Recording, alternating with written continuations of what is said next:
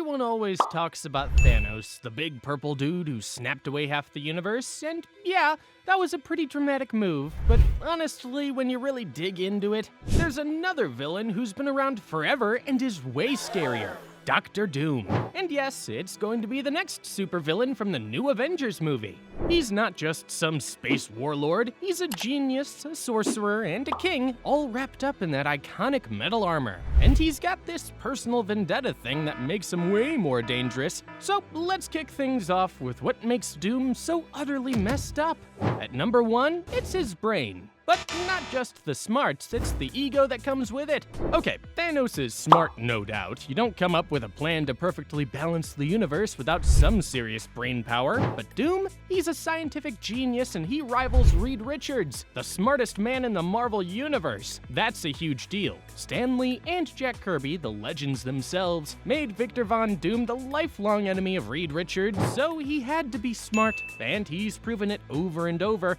He's built contraptions that messed with reality, developed armor that can withstand almost anything, and constantly comes up with new ways to get what he wants. But Doom's intelligence is amplified by his massive ego. He truly believes he's the smartest person alive, and anyone who challenges that, like Reed Richards, becomes the target of his eternal hatred. That personal, deeply rooted arrogance makes him unpredictable and far more dangerous because he's not trying to achieve a goal, he's trying to prove a point, and he'll burn the world down to do it.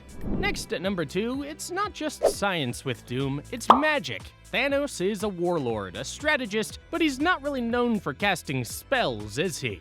Doom, on the other hand, is a master of both science and sorcery. A big part of his backstory is that his mom, Cynthia, was a witch. So, Doom inherited her magical bits and pieces and started learning sorcery himself. He even went back in time to study under the legendary Arthurian sorceress Morgan Le Fay. How cool is that? In a classic story from 1989 called Triumph and Torment, Doom almost beats Dr. Strange, who was the Sorcerer Supreme at the time, in a magic fight. They even team up later to trick Mephisto into freeing his mom's soul from hell. That's just awesome.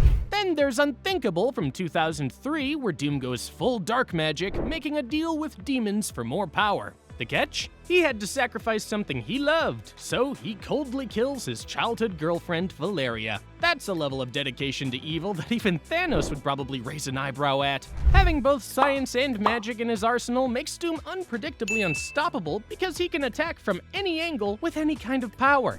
Moving on to number 3, Thanos might rule a moon, but Doom rules a whole country. Thanos is a warlord, a galactic conqueror who oversees a big rock called Titan. But Doom? He's the dictator of his own country, Latveria, and he has been, consistently since way back in 1963. That's a pretty big deal when you think about how many superheroes and world governments have tried to kick him out over the years. In the 2006 series, Books of Doom, we see him come back home after studying science and magic abroad, and he leads an army of rebels and robots he built to fight the king. He literally chokes the king to death and takes over, ruling Latveria with an iron fist ever since. And it's not just Latveria. Doom has been the ruler of Earth, or even bigger areas, several times. Remember Emperor Doom from 1987, or the crazy Secret Wars in 2015, or even the more recent One World Under Doom storyline from 2025. This person is not only a threat to a few heroes, he's a powerful politician who controls an entire country.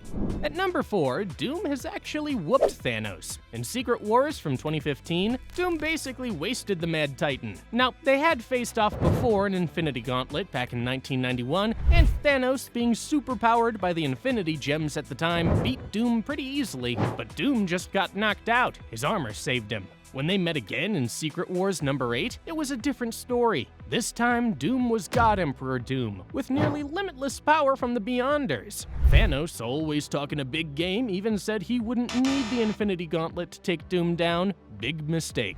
Doom acted instantly, ripping most of the Mad Titan's skeleton right out of his body. Now, sure, in their 2 fights, each had a major power advantage, but just the fact that Doom with cosmic power utterly annihilated Thanos shows he can, in the right circumstances, absolutely decimate him. Next up at number 5, Thanos wants to kill half the universe, but Doom will destroy a whole universe just because he's insulted. That's right, Thanos is all about balance, wiping out half of all life to save the other half. Doom? His motives are way more petty and way more destructive. In Doctor Doom number 10 from 2020, Doom travels to an alternate world and meets another version of himself. A Doom who actually became good, fixed his ego, and made that world a better place. You'd think our Doom would be impressed, right? Nope, he didn't like how his good self talked to him, especially when the other Doom called his armor ridiculous. So what does Earth 616 Doom do? He kills the good Doom, and he then decides to wipe out the entire alternate universe using the ultimate nullifier. So yeah, Doom has single-handedly murdered countless beings just because he got his feelings hurt. He even one-ups Thanos in the death department, saying, "In this moment, I became death's greatest servant." Now that's metal. Coming in at number 6, Doom is always looking for cosmic power-ups. Remember in Fantastic Four: Rise of the Silver Surfer movie how Gillian McMahon's Doom stole the Silver Surfer's powers? That actually came straight out of the comics. Way back in Fantastic Four number 57 from the 1960s. Doom takes the Surfer's power and terrorizes the Fantastic Four for ages, only losing it because Galactus, the Surfer's boss, had set a trap. Years later, in Marvel Superheroes Secret Wars number 10 from 1984, Doom battles the Beyonder, this super powerful cosmic being who brought all these heroes and villains together for a giant battle. Doom manages to steal the Beyonder's incredible powers, using them to fix his face and wipe out all his enemies. He only loses those godlike abilities because his own ignorance made him use too much power, and it spiraled out of his control. And of course, he achieved near omnipotence once again in 2015 Secret Wars, but he was betrayed there. The point is, Doom constantly seeks out and successfully gains unimaginable power, whether it's from cosmic beings or ancient magic. Thanos had to collect a set of magical rocks. Doom just has to take power from whoever has it. Then, number 7, Thanos has a goal, but Doom is just a hater. Movie Thanos had a warped moral code about balancing the universe, and cosmic Thanos mostly wanted to impress death, literally. But Doom is fueled by pure, unadulterated pettiness and hatred. He despises anyone who makes him feel inferior, which is why he hates Reed Richards so much. Reed is one of the very few people Doom knows is actually smarter than him. Remember that time Doom tried to contact his mom in the afterlife with a device? Reed warned him it was dangerous, but Doom, being Doom, tried it anyway and ended up scarred, leading to that permanent metal mask. Doom blames Reed for all of it, and that's led to decades of targeted hatred. Just a couple of examples: Doom saves Sue Storm Richards and her unborn baby, but only so he can insist on naming their daughter Valeria. And in that unthinkable story I mentioned, he uses his demonic powers to kidnap Reed and Sue's son Franklin and hold him captive in hell. That's just pure evil spite.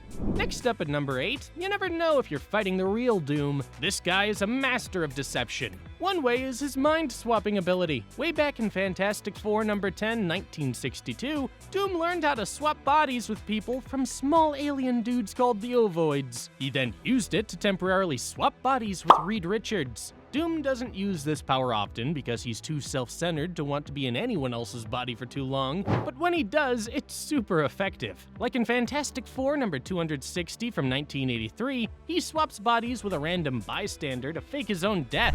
And who knows, maybe this body-swapping thing could explain why the MCU's Doctor Doom might look a lot like, say, Tony Stark in the future? Just a thought. This leads perfectly into number 9, Doombots. This is another way you never know if you're dealing with the real Doom. It might be one of his hundreds, maybe even thousands of robot doubles called Doombots. These things look, sound, and act just like them, and they've fooled some of the smartest people in the Marvel Universe into thinking they were the real Doom. Doombots have been around since Doom's very first appearance in Fantastic Four number 5 from 1962. Countless stories have ended with the reveal that the villain the heroes were fighting wasn't Doom at all, but a Doombot. Think about how good at robotics someone has to be to build an army of robots so convincing that they can even trick telepaths. Not even Tony Stark, the actual Iron Man, has managed that feat. And get this, Doom was Iron Man for a while. That's a psychological advantage Thanos doesn't have. And finally, at number 10, Doom will betray literally anyone, even his own mentor. You might think Thanos is ruthless, and he is, but Doom takes it to another level. It's revealed in Fantastic Four number 566 from 2009 that a powerful multiversal being called the Marquis of Death, who basically just goes around destroying universes, trained a young Doom as his apprentice. The Marquis comes back after 20 years and is super disappointed in Doom for losing to the Fantastic Four so much, so he trashes Latveria and sends Doom back to prehistoric times to die. But instead of dying, Doom spends millions of years learning more black magic, rewriting his own body to stay alive, and generally just hating everything. He eventually comes back in Fantastic Four number 569, pretending to be the Marquis' new apprentice, and then he burns the Marquis to death. When the Thing asks if the Doom who got sent back in time was a Doombot, Doom says, "It was really me. It was my hate that kept me alive." This shows Doom's ultimate self-interest and willingness to turn on anyone, even someone who taught him. Thanos might sacrifice his loved ones for a goal, but Doom will flat out murder his own master for revenge and power. So yeah, while Thanos got his big movie moment and the whole snap thing, Dr. Doom has been consistently proving himself to be the more terrifying villain for decades. We will soon see how it is in the next Avengers. If you want to see another cool video, you can see this one that appears on your screen. Click on it to see it! Click it!